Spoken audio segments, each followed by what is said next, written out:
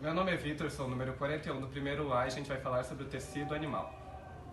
Eu sou o Helder, número 8. E eu sou o João Vitor, número 18. Eu sou a Amanda, número 4.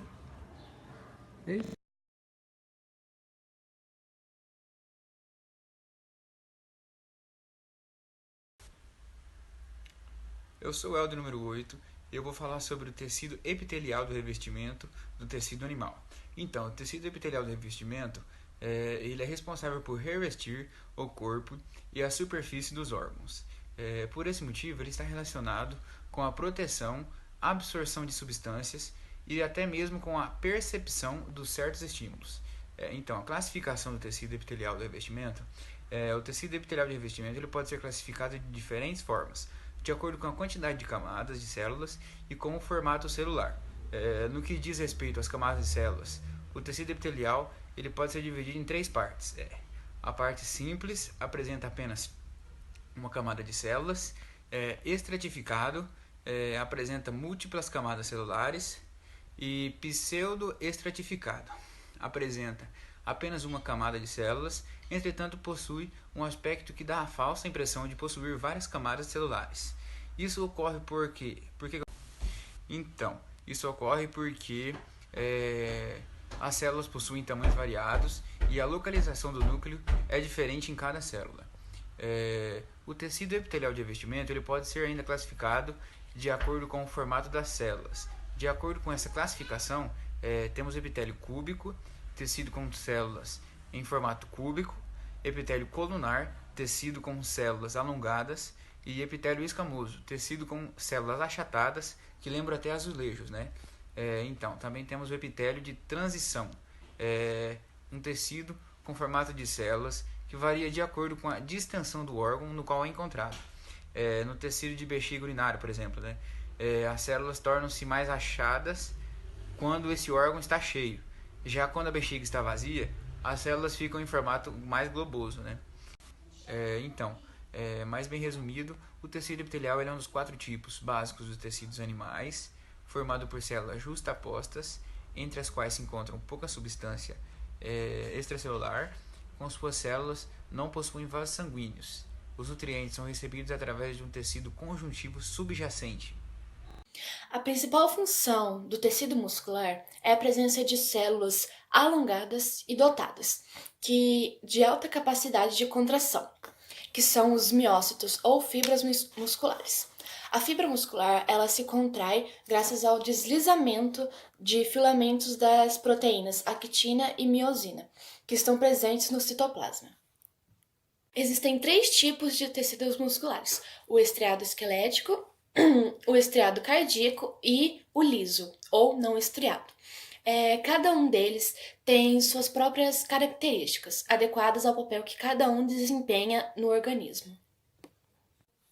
O tecido muscular estriado esquelético ocupa a maior parte da musculatura corporal dos vertebrados, formando o que a gente chama popularmente de carne. Os músculos estriados esqueléticos ligam-se aos ossos do esqueleto, por isso o nome. A musculatura esquelética é responsável pela ampla gama de movimentos corporais dos animais. No tecido muscular estriado esquelético, as fibras musculares surgem por fusão de várias células precursoras embrionárias, os mioblastos. As fibras musculares esqueléticas compõem entre 75% e 90% do volume total dos músculos, sendo o restante formado por tecidos conjuntivos, nervos e vasos sanguíneos.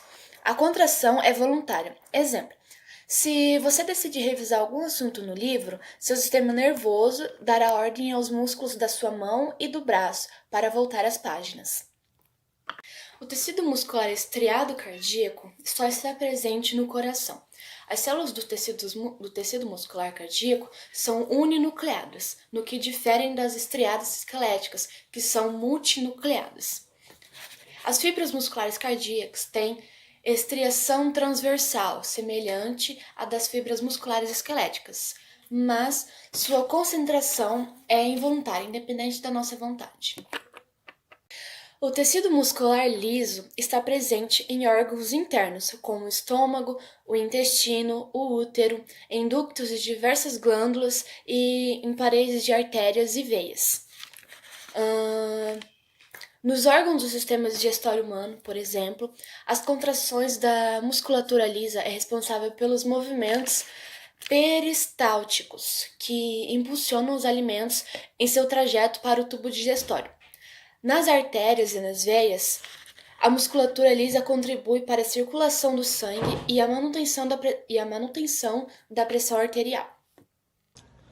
Tecido conjuntivo é um tecido de conexão, composto de grandes quantidades de matriz extracelular, células e fibras. Suas principais funções são fornecer sustentação e preencher espaço entre os tecidos, além de nutri-los. Existem tipos especiais de tecidos conjuntivos, cada um com função específica. Isso varia principalmente de acordo com a composição de matriz e do tipo de célula presente.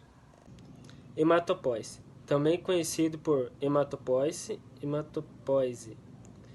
é o processo de formação, desenvolvimento e maturação dos elementos figurados do sangue, eritrocitos, leucocito e plaquetas, a partir de um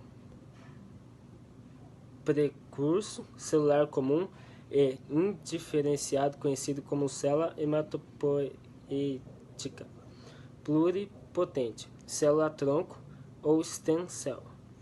A célula-tronco, que no adulto encontra-se na medula óssea, são as responsáveis por formar todas as células e derivados celulares que circulam no sangue.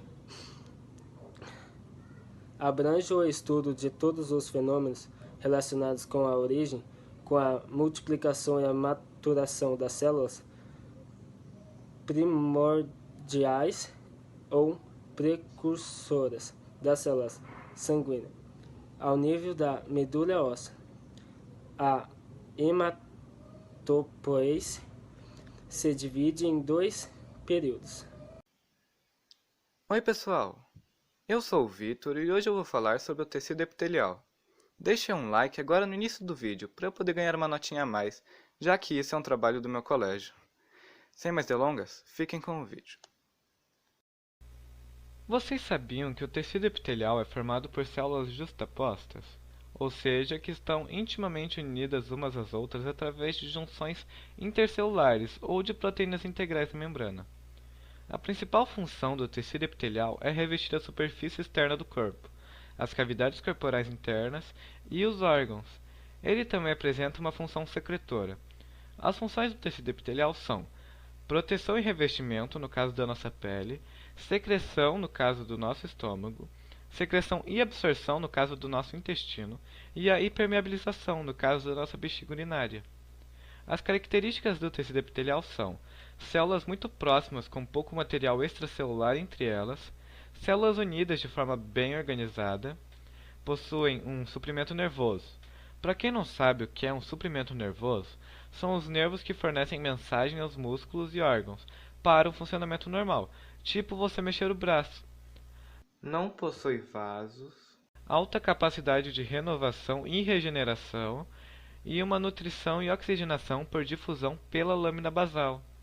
De acordo com as camadas celulares, que é o que mostra nessa foto, os epitélios podem ser classificados em epitélio simples, que são formados por uma única camada de células, epitélio estratificado, que possui mais de uma camada de células, e o epitélio pseudoestratificado, que são formados por uma única camada de células, mas possui células com alturas diferentes, dando a impressão de ser estratificado, entenderam? O tecido epitelial da nossa pele, a pele humana, apresenta células bastante unidas, sendo este um epitélio estratificado. Isso porque a função da pele é evitar a entrada de corpos estranhos no organismo, agindo como uma espécie de barreira protetora ou algo do tipo, além de proteger contra o atrito, raios solares e produtos químicos. Já o tecido epitelial que cobre os nossos órgãos é simples, pois o tecido não pode ser tão espesso devido à necessidade de troca de substâncias. Os epitélios também são classificados quanto à fórmula das células. Sendo assim, temos epitélio pavimentoso, que possui células achatadas, epitélio cúbico, as células apresentam-se em forma de cubo, epitélio prismático, as células são alongadas em forma de coluna, e o epitélio de transição, que a forma original das células é cúbica, mas ficam achatadas devido ao estiramento provocado pela dilatação do órgão. Então, pessoal, espero que tenham gostado. Me ajudem a chegar na meta de 100 likes. E estudem bastante para a prova de vocês. Fui!